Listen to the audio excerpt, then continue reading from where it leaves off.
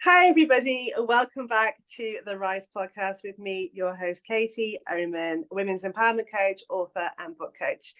This podcast was set up to be a real space of inspiration and empowerment, listening to other women's stories so that we can all get a huge boost of just good stuff that we all need right now. And I'm so honoured and blessed to have a most wonderful woman with me today called Shani. Shani and I have worked together on numerous projects over the years, and her and I know each other very, very well, and I'm really happy that she's agreed to come on this today with me. So Shani, thank you, my darling. You're an absolute star. You really are. Thanks for having me on. I've got my cup of tea, so feel free to go and grab one too whilst you're tuning in. I always think it's nice to, I guess people listen to podcasts mostly when they're in the car, walking, running, walking the dog. But sometimes it's nice to sit and have a cup of tea, isn't it? And be a bit more present. So Absolutely. I wholeheartedly agree.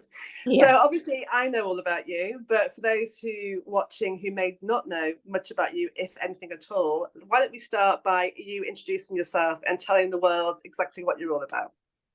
Oh, absolutely. Hi, everybody. My name is Shani, as Katie's already said. My name means red thread or the weave. And I like to consider myself as a weaver of women, a weaver of community, a weaver of connection and gathering people together in different ceremonies and sacred spaces.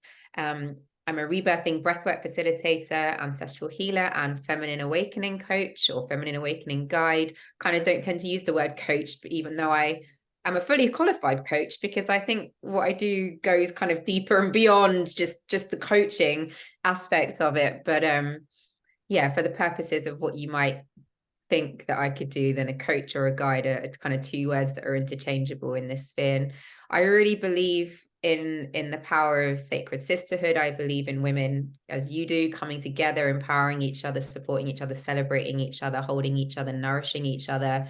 I'm all about recreating the village, the lost community that we have as women, and finding ways for women to feel truly seen, heard, and witnessed, and held in a world that doesn't necessarily still allow us to live our full expression and be in our true essence. And I think this is something that women around the world have been awakening to for the last few years, especially seems to have been accelerated.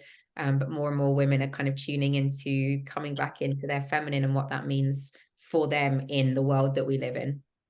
Oh, absolutely. And I really, both of us do similar work in different ways. And seeing that, I mean, there's a lot of talk on social media about the rise of the divine feminine, but I really feel that there are some big shifts happening, and women are needing that sisterhood more than ever. I certainly feel that, but of course, it's not all plain sailing, of course. So, I mean, what challenges are you facing with the work you're doing right now? Is it? I can imagine it's not all love, light, and happiness. I'm sure there are issues along the way. Yeah, so I think because my main journey that I take women through is called the Liberated Woman, and that's a journey, a one-to-one journey that I take women through to come into their wild liberation, whether it be in their full expression of their voice, in their body, reconnecting to parts of themselves, shedding shame, claiming parts of themselves that have been fragmented from this lifetime, from past lifetimes, and really like kind of piecing those pieces back together to come into a place of wholeness and into liberation in whatever aspect of their world. And sometimes women who come into my sphere get triggered around what it is that I'm speaking about or showing up to be, and they expect me to be a certain kind of person for them. And I do find that I've had women coming into my sphere who are triggered by me, and I'm pretty fiery and pretty powerful and have pretty strong boundaries, and they don't tend to like my boundaries because that's an aspect of their shadow that they haven't yet necessarily healed or worked on. And sometimes that can be difficult because I'm trying to create a safe container with boundaries for their liberation. And sometimes women can get triggered by that, and that can be a challenge for them. And then for me to stay in my boundaries in order to honor that as well.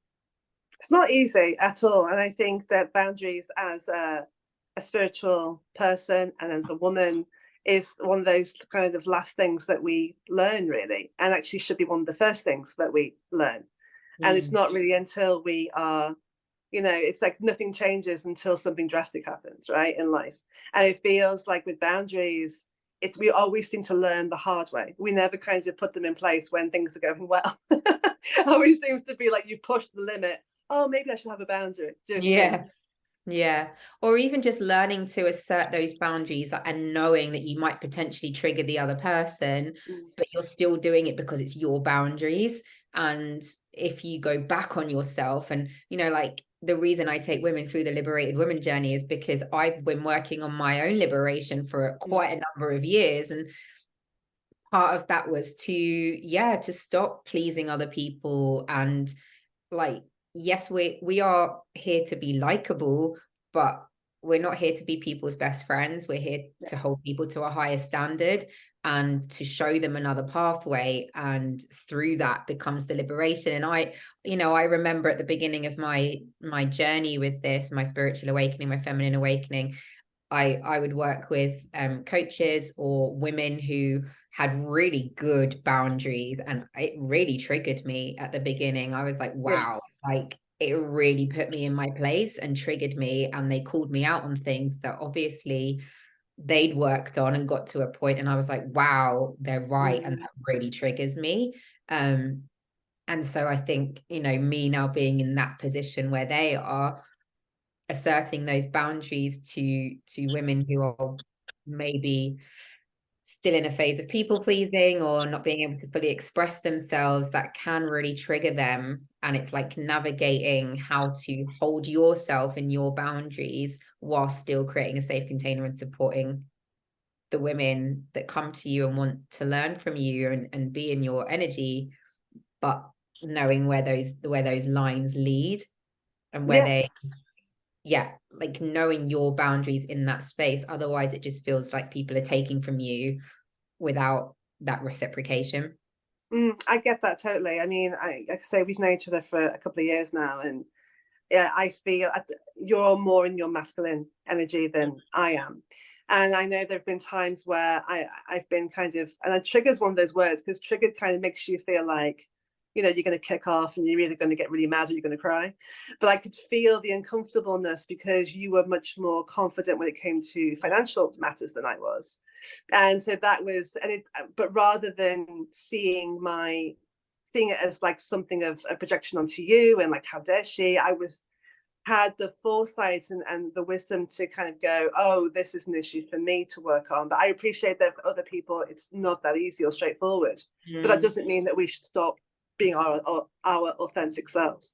Yeah, absolutely. And I think that there's sometimes that perception of, because you work with women, like you should be this very soft, compassionate, empathetic person, of which I am all those things, but within a container and a framework of my own boundaries. Because if I was to be that compassionate and empathetic and buy into every single person's story, I would be depleted, I would be exhausted, I would be drained, and I wouldn't be able to do the work that I do and hold the space that I do in a powerful way.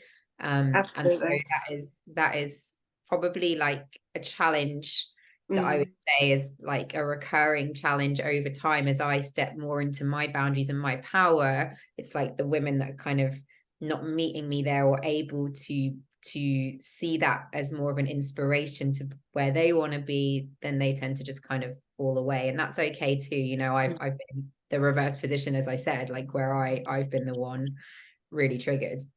Yeah, absolutely. Absolutely.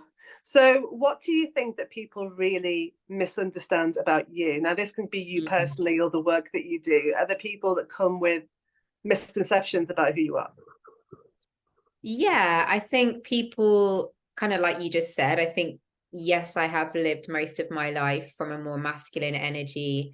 And that's why, I had a huge awakening into understanding more about my feminine and coming into that space of tuning in. And that's been an ongoing journey. And I think people often look at me and think, I have everything together and I'm super confident and I'm really articulate and able to express myself really clearly. And that's what you see of me now, but you didn't see the journey that I took to get here, or the number of years that I was a selective mute because I was in an abusive relationship that shut me down, or the trauma that I had that left me in absolute freeze response to the point where I couldn't make decisions, simple decisions like how to choose food off a menu because I thought I was making the wrong choices all the time because I didn't trust myself. So people don't see the journey. You can show it on social media, you can talk about it. I share about it on my podcast. I know I show as much of my story as I can online, but people come into your life at different points. They never know the true journey that you've taken.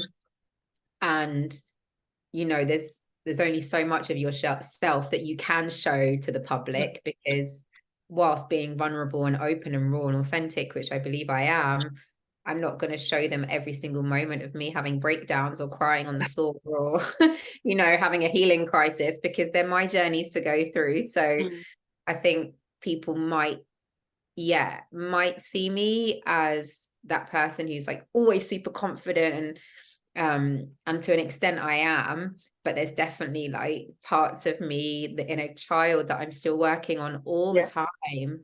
The recovering perfectionist, the recovering people pleaser, all of the things that people don't see about me necessarily. But I've had to work really hard to break down those walls and break down those barriers and the conditioning. So yeah, it's I think that's probably what people misunderstand about me the most. Yeah, and I get that. I feel like we see people through our own lens of projection. So it feels like people see you as the person they want you to be, right? And because of the work that you do, like somehow you're this magical guru on top of a mountain with all your life together and all the answers, not kind of fully appreciating that you're a human being. Yeah, and yes, absolutely. you have a lot of power and you have a lot of wisdom, but that doesn't mean that you've got all your ducks in a row, because it's life. Yeah, and who has all their ducks in a row? I mean, like, we're all just learning on this path, aren't we? We're all having this human experience, like on a physical plane, and with being spiritual beings. And the more powerful you become, unfortunately, the more darkness comes up to try and drag you back down. And I've certainly experienced that on multiple occasions, more than multiple occasions. And I'm constantly having to navigate that, whilst continuing to hold space for other people and be in a place of learning those boundaries, so that I'm not overgiving and I'm not overdoing and I'm not a charity. And whilst I'm compassionate for people's situations and the way of the world, like, I'm here to hold you to higher standards than that. And therefore, if it doesn't feel right for you to be in my energy, like, I'm here for your liberation. I'm not here to keep you small, and I'm not here to keep you in those holding patterns that you've been living through. Like, and if I trigger you, it's because I'm here for your expansion and your growth, and the intention is always there behind that, right? So absolutely. Yeah, I think as any kind of coach or guide, especially with the world, say the nature of the economy in this country at the moment, there is that lack mentality, I suppose, of saying that, understanding that everybody who comes to you is meant to work with you, right? And being quite discerning about that. And so if somebody, you know, you guys don't vibe, or that you're not offering the work that they're needing at that time, that's okay. You're allowed to step away from each other. There is that kind of, well, if I don't have you, there'll be nobody else behind you. And it takes a lot of faith and trust and confidence, I think, in yourself and in the journey. And I've just been talking about this to a client, that, you know, life is not a finite pie. Like, we don't all get like one slice, and if you get your slice and that's it, like, there is no more. There's always people that will need our help and our support, and it's trusting that. But I think it does come with building that confidence up in the work that you offer, I think. Yeah, definitely.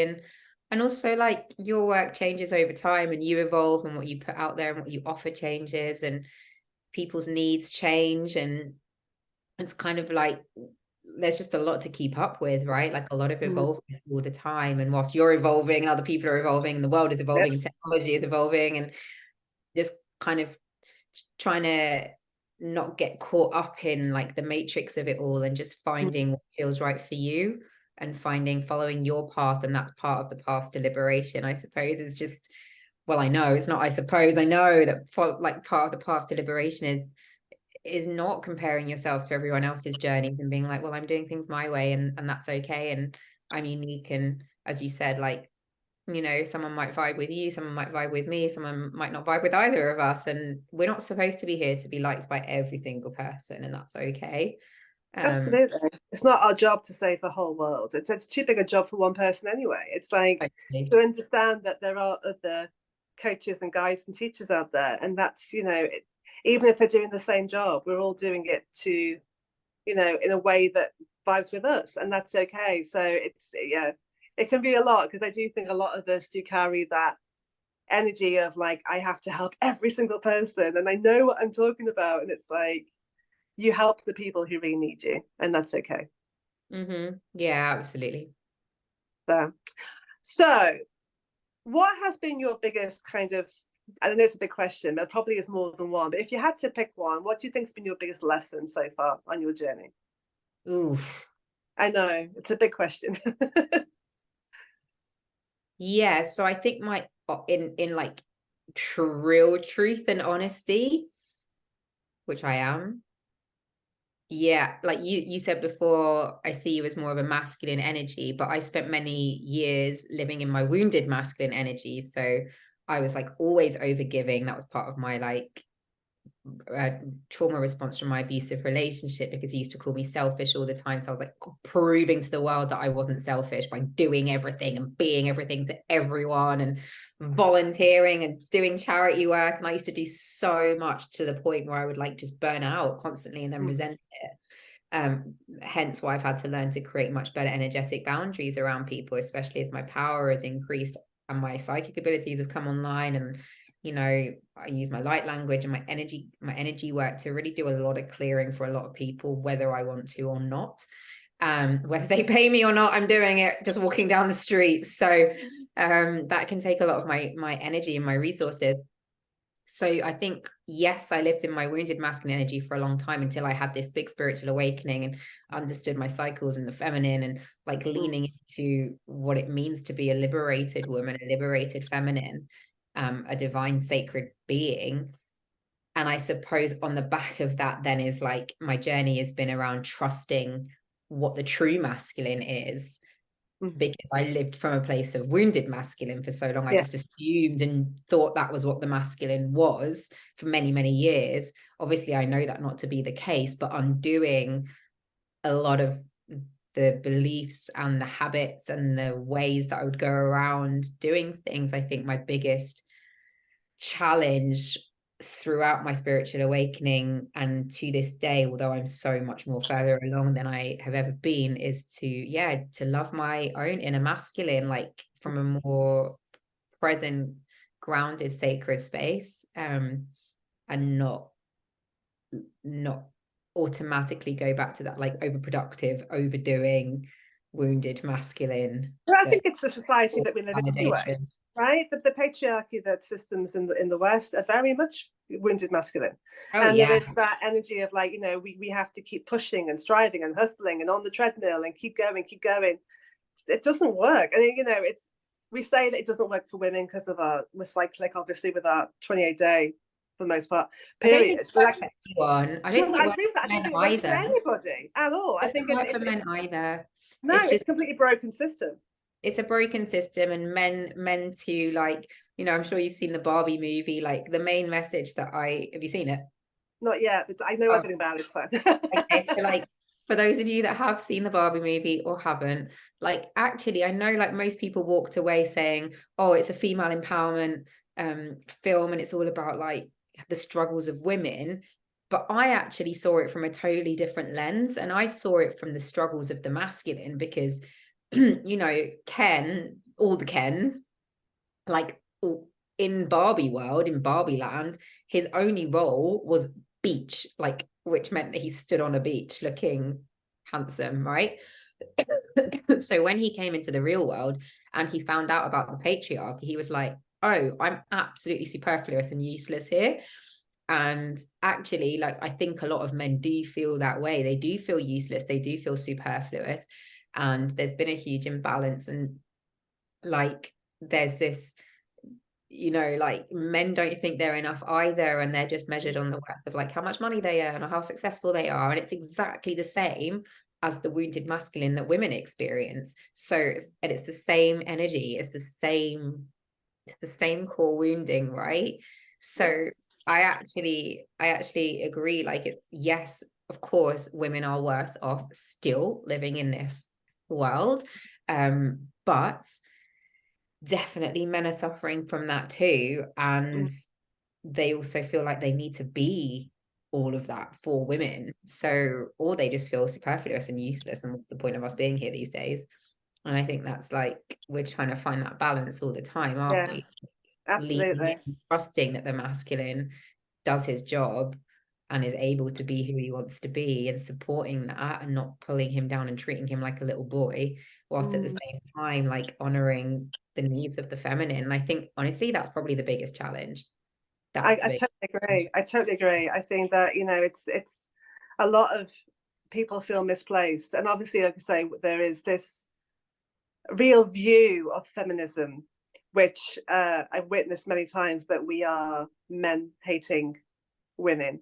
And no, nothing could be I further agree from the with it. truth, actually. The whole idea of feminism actually is that it's equality for everybody. It's for everybody, because Mm, once we make a fairer society, we all benefit. And it's yeah.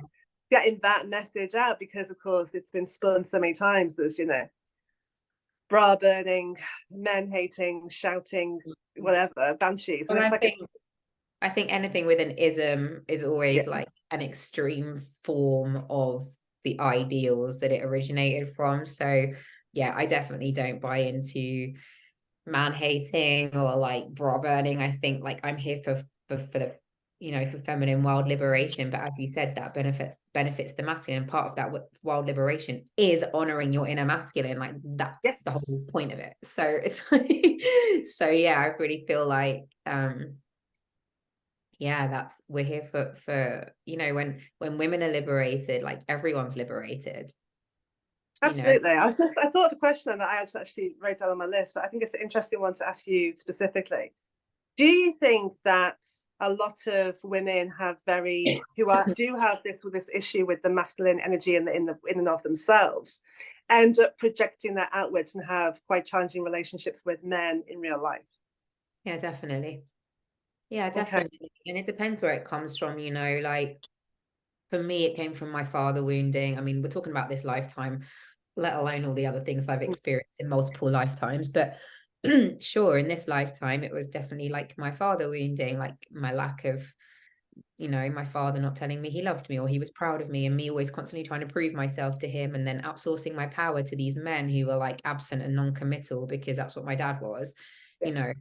And but on the other hand, he was a provider, like Mm. financially provided. And it's like, I've always kind of either met like these men who financially provide but are very absent and emotionally unavailable, or like these very emotionally available lovely men who don't necessarily have the provider energy. And it's always been this like battle of like me learning to trust them for whatever reason, right? Like, whether it's because they're not there and they're not emotionally available and they just kind of drop me, and don't see me as a priority, or they do prioritize me, but then I'm like, well, I have to step up and be the masculine here. So Yeah. it's always kind of been a battle of like coming into balance. And um yeah, it's like an ongoing Because people ceremony. watching this, I know they're going to be going, that's great. I totally resonate with what you're saying. And that's been my Yeah. journey as well.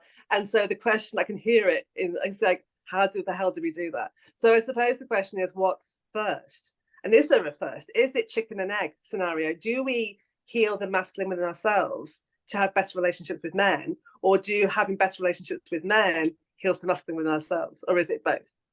I think it's probably both. And I know that, like, when I started to heal my relationship with the masculine, like consciously do that, and I, went to sat in ceremony about it, and I did journeys over it, and I I still do a lot of work over it constantly. But when I did that, I called in the masculine partner that I wanted and desired, and he's been like the biggest mirror for me in the next part of my awakening, because in many aspects he's allowed me to like soften and be held in a way that I've never been held before, and be seen in a way I've never been seen before by a masculine. But at the same time, like, he still presents to me like the parts of me that still need healing, and he's like the biggest mirror for that. And so I think I've done the most amount of healing around the masculine being with him, but I already started the work around it and around my father wounding before I called him in. Yeah. And the men that came into my life whilst I was healing my father wound, the men that came into my life were very representative of my dad. So it was like they were just triggering the stuff I was already working through then, to get me to a point where I was like, okay, I'm ready to heal my own. It's obvious, like, it's my own inner masculine. And when I started doing that work, that's when I called in the conscious, like, divine masculine that I asked for. And he's like the mirror for the next part of the journey. So Yeah, I I love that. guess it's like both, really. And it's layers. So you work on one layer and then another one presents itself to you, and it runs deep. It runs really deep. It really does. And I think it's much deeper than even we probably fully realize. I mean, a lot of the stuff I've been doing with clients at the moment is shadow work, and it's amazing. I mean, even now, to me, and it's like I'm fully aware of the shadow, and I've done a lot of shadow work over the years. But when you start doing it with clients and with women, how deep that well is, and how like right down to core it goes. And the amount of women that I'm like, okay, well, there's more healing to do, and there's more stuff, and they're like, more, and I'm like, yeah, there's more down there. Let's keep going. And then I think it's about making conscious choices. Like I've chosen to work currently with like a male hypnotherapist because I want to be helped by a male, and I want a male to take me on that journey because I want to feel safe, because I'm continuously doing this work on like healing the masculine. And it's like I've come so far in that journey. I could teach women about it. That's probably one of the next offerings I'm going to be putting out, because I know it's been so deeply part of my journey. And we can't look at the liberation of the feminine without the masculine. But I wanted to be held by a man because I want to feel safe in that space with a man, and it's part of the trust. It's like, well, if I can trust you to take me deep in this space, and I can talk to you, like, that's opening up doors for like my inner masculine to feel safe, but also like calling in more conscious men into my life that are not my partner. It's like friends that can be there for me too, and not let me down, and not be evasive, and not be non-committal, like like all of those. Oh, totally. And I think we have to kind of realize that the noise of, there's a lot of noise over the moment that men are not to be trusted, right? So that it's not all men, but it is all men, because we don't know what men it is, and and everything that happens after Me Too and Time's Up, and of course you've had the whole incel and Andrew Tate situation. Like, there's been a lot, and it's really hard, I think, and I totally agree with you. I think that to be open to male connection, in a way that it doesn't have to be sexual or romantic, but to be held by a masculine energy, and just a simple, heart opening space. And it's incredibly healing, because they say the messaging coming through is that we can't have that. Yeah, absolutely. Like, it happened to me really recently. We went to a festival where my partner and I actually met. We go every year, and this year they made it much, much bigger than usual. And with that, their schedule was very, very, very packed. And because I'm really psychic and oracular, like, before we even got to the festival, like, I could feel it in my body. Like, I could feel dis-ease, discomfort, irritation, agitation. And we got there and I could just feel it. And as I said before, I clear things for people in the land without them even knowing it. So I got there, and the land there is very powerful. And I was already like, oh, something's in my body and I can feel it. And yeah, like, when I like kind of experienced the energy of the space, I was like, this feels really patriarchal. Like, they've overpacked the schedule. There's no room for rest. People are running around like Piccadilly Circus. That's not the point of this festival. Like, this is a conscious state of a festival. We're supposed to be like absorbing the moment and learning, and people were queuing for workshops and not getting into workshops. And it just felt really, unfortunately this year, I guess, just with the expansion, they hadn't quite accounted for like the number of people that were coming and like the space and the schedule and all of that.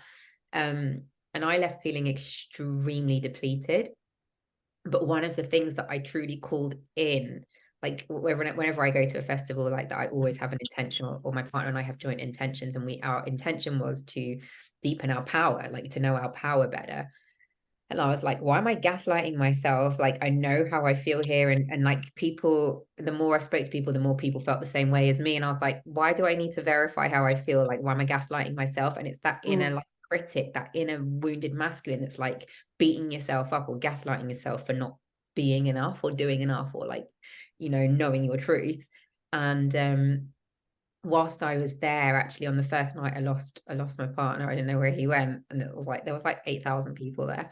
So I bumped into 3 guys that I know, and I was on the verge of tears. I was feeling really emotional about this whole like healing the masculine, the chaos, all of it. And they just all enveloped me in a hug, and they all held me, and they literally were just like, "You're safe, you're held, we love you, we see you, sister, like we've got you."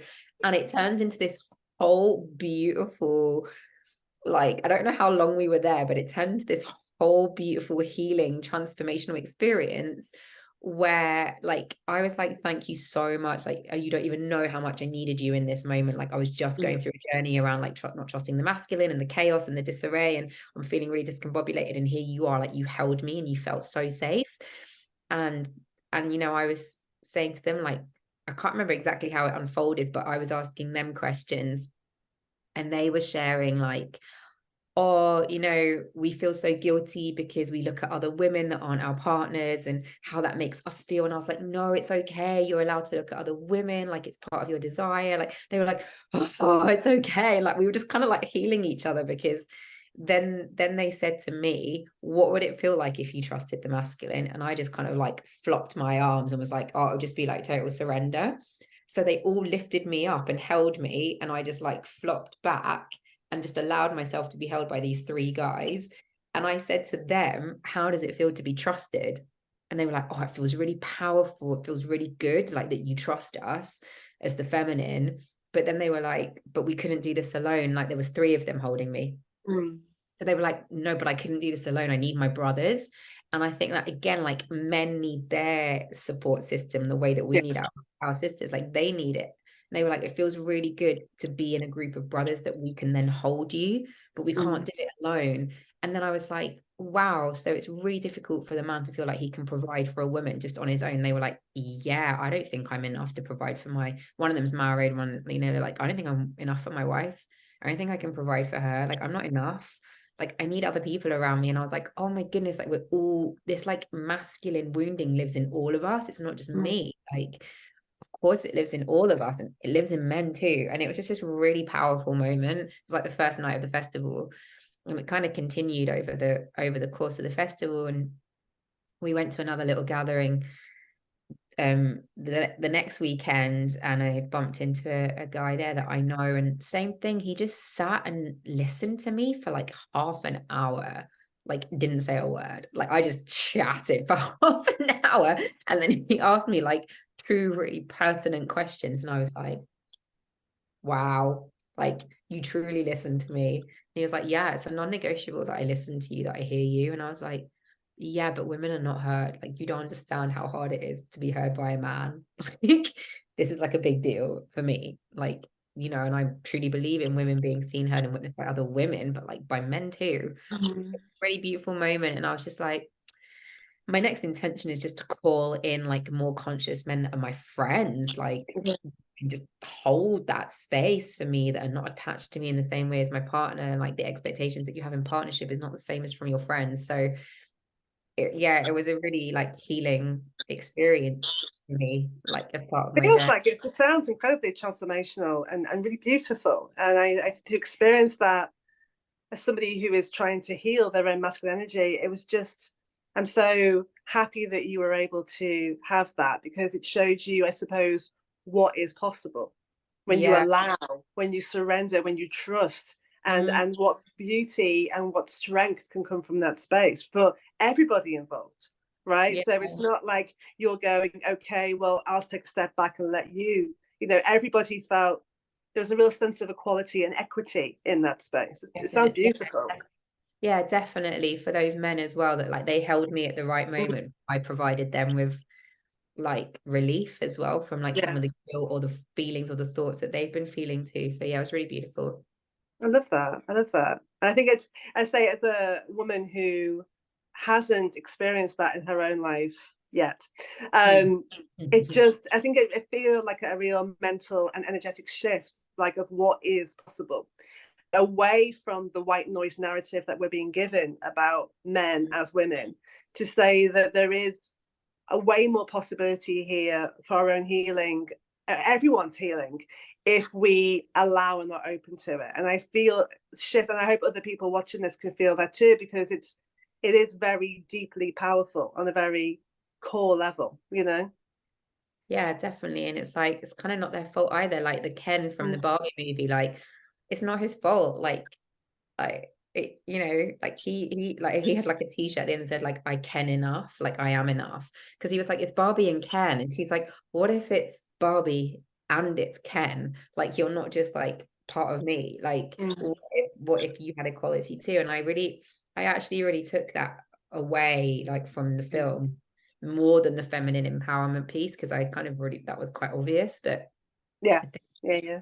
like on the more subtle level, like their version of what the patriarchy was so toxic. And it's like, well, that's what boys are taught. Like, Mm, like when they brought the patriarchy back to Barbie land and they turned Barbie's house into like this saloon, like cowboys and women, the Barbies in their waitress, outfits, like serving them. And I mean, like, yeah, it's really stereotypical, but that's like kind of what they're taught. And mm. that's what they witnessed, is the patriarchy. So why would they not, like, how would they know any different if they're not taught Yeah, to love them out absolutely. there, to I feel enough? totally agree. I totally agree. As a mother of two sons, I really hear that. I know that it's my responsibility as their mother to make sure that you get your hand on the rudder and you're kind of guiding the ship. You can't, obviously, the ship is very much in control of itself. We're doing this analogy, but I try and just guide on the right path as much as I can. And it's not an easy place. There's a lot of noise with social media now, a lot of noise. And I think that we have to be very aware of that, of the messaging that's coming through all the time for everybody. So it's definitely an interesting journey for sure. And I'm sure that everyone watching this is just, their appetites are whetted, Shani. I'm Yeah. not going to lie. I know everyone's going to be like, oh, this is so, like, this work is fascinating and I want to know more. And oh my God. So how can we find out more about you? Like, where are you on your website? Do you have social media? All that good stuff. Yeah, you can find me in several places. So I have my website, which I'm sure you'll post in the show notes. Um, yeah, so you can look down below. Good on it. Yeah, so I've got my website, I've got my podcast, The Liberated Women, that you can tune into. I've got Instagram, and I might just start a TikTok because I think it will be quite fun. I'm like leaning into the idea of one more app, maybe, without overdoing it, but TikTok seems quite fun. And you can find me, I have a WhatsApp group called the Sacred Sisterhood Circles, which you are in, although I'm probably going to be moving that over to Telegram soon, because I kind of want to move it away from WhatsApp. Yeah, you can find me in all of those places. You can also find me at in-person events if you are local to Norfolk, Norwich. I run monthly women's circles, breathwork journeys, and Awaken Your Inner Goddess, which is my next big event, which is at the end of September, the 30th of September, which you've been to before as well. Oh, it's amazing, incredible. I can't recommend you Yeah. enough. It's been, like, changed my life. Genuinely, it really did. Oh, yeah, amazing. So this time, it'll be on the 30th of September at Norwich Yoga Central, and this time we'll have again, meet people upstairs in the goddess market selling their products. Like, I like to invite local female-owned businesses to promote them and help them and empower them. We'll have someone giving reflexology and Indian head massage in the therapy room.